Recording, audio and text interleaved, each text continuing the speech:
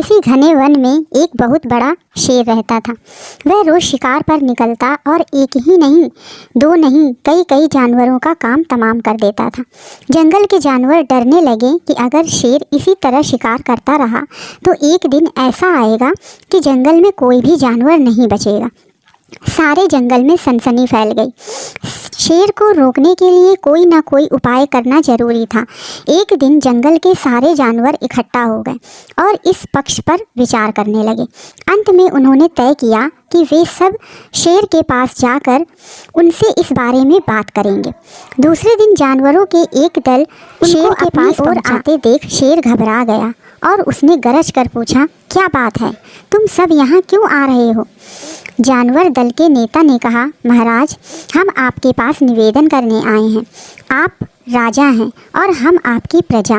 जब आप शिकार करने के लिए निकलते हैं तो बहुत जानवर मार डालते हैं। आप सबको खा भी नहीं पाते। इस तरह से हमारी संख्या कम होती जा रही है। अगर ऐसा ही होता रहा तो कुछ ही दिनों में जंगल में आपके सिवा और कोई भी नहीं बचेगा। प्रजा के बिना राजा भी कैसे रह सकता है? यदि हम सभी मर जाएंगे तो आप भी राजा नहीं रहेंगे। हम चाहते हैं कि आप सदा हमारे राजा बने रहें। आपसे हमारी विनती है कि आप अपने घर पर ही रहा करें। हर रोज़ स्वयं आपके खाने के लिए एक जानवर भेज दिया जाएगा। इस तरह से राजा और प्रजा दोनों ही चैन से रह सकेंगे। शेर को लगा कि जानवरों की बात में सच्चाई है। उसने पल भर सोचा, फिर बोला, अच्छी बात नहीं है, मैं तुम्हारे सुझाव को मान लेता हूँ, लेकिन याद रखना, अगर किसी भी दिन तुमने मेरे खाने के लिए पूरा भोजन नहीं भेजा तो मैं जितने जानवर चाहूँगा मार डालूँगा। जानवरों के पास तो और कोई चारा नहीं है, इसलिए उन्होंने शेर की शर्त मान ली और अपने अपने घर चले गए। उस दिन से हर रोज़ शेर के खाने के लिए एक जानवर भेजा जाने लगा। इसके लिए जंगल में रहने वाले सब जानवरों में से एक एक जानवर बारी बारी से चुना जाता था। कुछ दिन बाद खरगोशों की बारी भी आ गई। शेर के भोजन के लिए एक नन्हे से खरगोश को चुना गया। वह खरगोश जितना छोटा था उतना ही चतुर भी था। उसने सोचा, बेकार में शेर के हाथों मरना मूर्खता है। अपनी जान बचाने का कोई ना कोई उपाय अवश्य करना चाहिए और हो सके तो कोई ऐसी तरकीब ढूंढनी चाहिए जिससे सभी को इस मुसीबत से सदा के लिए छुटकारा मिल जाए। आखिर उसने एक तरकीब सोच ही निकाली।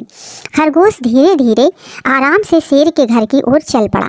जब वह शेर के पास पहुंचा तो बहुत देर हो चुकी थी। भूख के मारे शेर का बुरा हाल हो रहा था। जब उसने सिर्फ एक छोटे से खरगोश को अपनी ओर आते हुए देखा तो गुस्से से बौखला उठा और गरज कर बोला, किसने तुम्हें भेजा है? एक तो पिद्दी जैसे हो, दूसरे इतनी देर से आ रहे हो। जिन बेवकूफ़ों ने तुम्हें भेजा है मैं उन सबको ठीक करूँगा। एक एक का काम तमाम ना किया तो मेरा भी नाम शेर नहीं। नन्हे खरगोश ने आदर से ज़मीन तक झुककर, महाराज, अगर आप कृपा करें करके मेरी बात सुन लें तो मुझे या और जानवरों को दोष नहीं देंगे।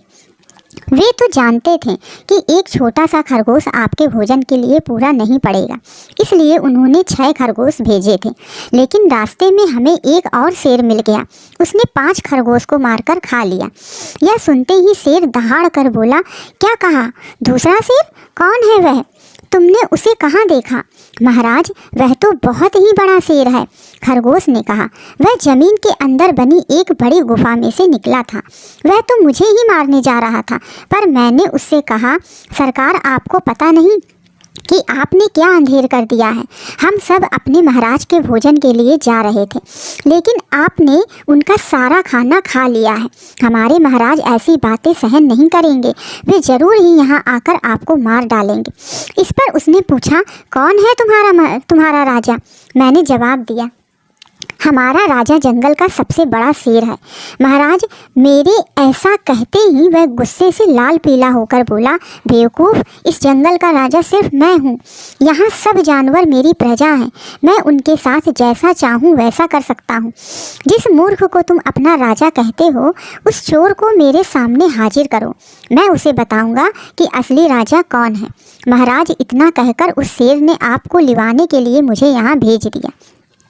खरगोश की बात सुनकर शेर को बड़ा गुस्सा आया और वह बार बार गरजने लगा। उसकी भयानक गरज से सारा जंगल दहलने लगा। मुझे फौरन उस मूर्ख का पता बताओ, शेर ने दहाड़ कर कहा। जब तक मैं उसे जान से न मार दूंगा मुझे चैन नहीं मिलेगा। बहुत अच्छा महाराज, खरगोश ने कहा, मौत ही उस दुष्ट की सजा है। अगर मैं और बड़ा और मजबूत होता तो मैं खुद ही उसके टुकड़े टुकड़े कर देता। चलो रास्ता दिखाओ, शेर ने कहा। फौरन बताओ किधर चलना है। इधर आइए महाराज, इधर आइए। खरगोश रास्ता दिखाते हुए शेर को एक कुएं के पास ले गया और बोला, महाराज वह दुष्ट शेर जमीन के नीचे किले में रहता है, जरा सावधान रहिएगा। किले में छुपा दुश्मन खतरनाक होता है, मैं उससे निपट लूँगा, शेर ने कहा। तुम यह बताओ कि वह है कहाँ। पहले जब मैंने उसे देखा था तब तो वह यहीं बाहर खड़ा था। लगता है आपको आता देखकर वह किले में घुस गया है। आइए मैं आपको दिखाता हूँ।